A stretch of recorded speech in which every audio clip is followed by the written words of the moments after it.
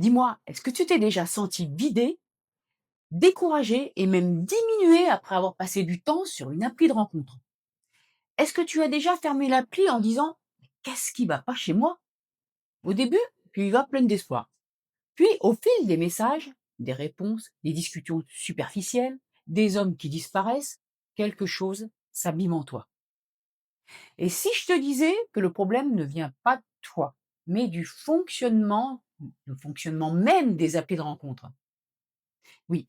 Et aujourd'hui, je vais t'expliquer pourquoi ces applis sabotent profondément ton émotionnel, ta confiance et ta vision de l'amour, sans que tu t'en rendes compte. Et surtout, ce que ça dit de la version de toi qui attire ou repousse l'amour. Et si tu restes jusqu'à la fin, j'ai une surprise pour toi. Bonjour, je suis Sandrine et bienvenue sur ma chaîne. J'accompagne les femmes de 40 ans et plus, bien sûr, à retrouver confiance en elles, à s'épanouir après une rupture et à croire de nouveau à l'amour et au bonheur. Ici, tu trouveras des conseils concrets, pratiques, des vérités qu'on n'ose pas toujours dire et surtout une guidance bienveillante pour avancer à ton rythme. Si tu veux toi aussi tourner la page, reprendre confiance et écrire une nouvelle histoire, abonne-toi dès maintenant et active la petite cloche.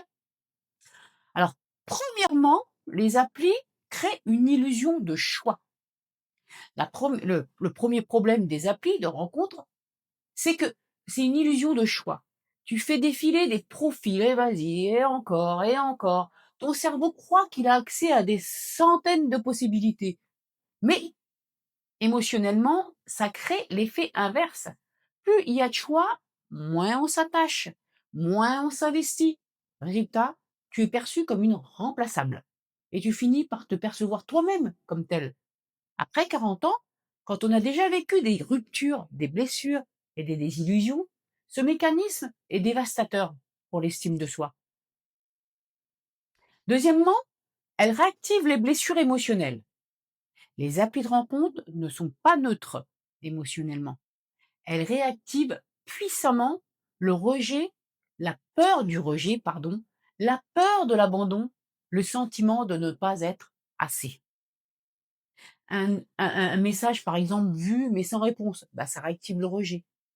Un rendez-vous annulé à la dernière minute, ça réactive l'abandon.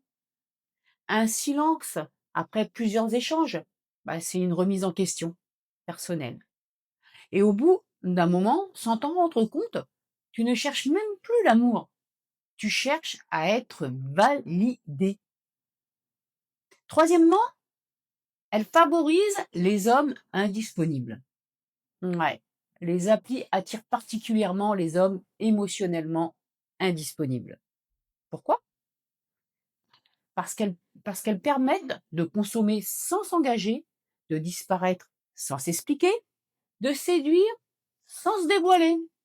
Et toi, en face, tu donnes du temps, de l'énergie, de l'espoir, sans jamais avoir de vraie sécurité affective. À force, tu finis par croire que les hommes ne veulent plus s'engager, alors qu'en réalité, ce sont les applis qui normalisent la fuite. Si ce que je te dis résonne en toi, mets un like, ça aide énormément les autres femmes qui vivent la même chose que toi. Alors, quatrièmement, elle te déconnecte de ton intuition. Sur une appli, tu choisis avec la tête, une photo, une phrase. Mais l'amour ne se choisit pas comme un produit. Ton corps, ton intuition, ton ressenti sont complètement court-circuités.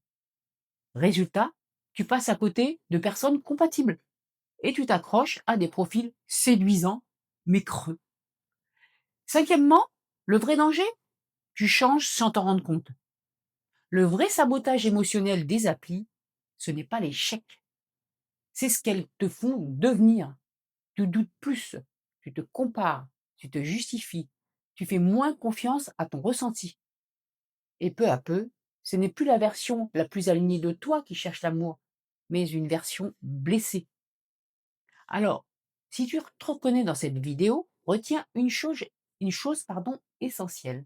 Ce n'est pas toi le problème, mais il est important de comprendre quelle version de toi attire l'amour aujourd'hui et laquelle la fait fuir.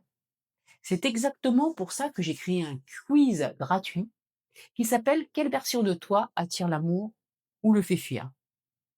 En quelques minutes, tu vas avoir une clarté énorme sur ton fonctionnement amoureux, bien sûr.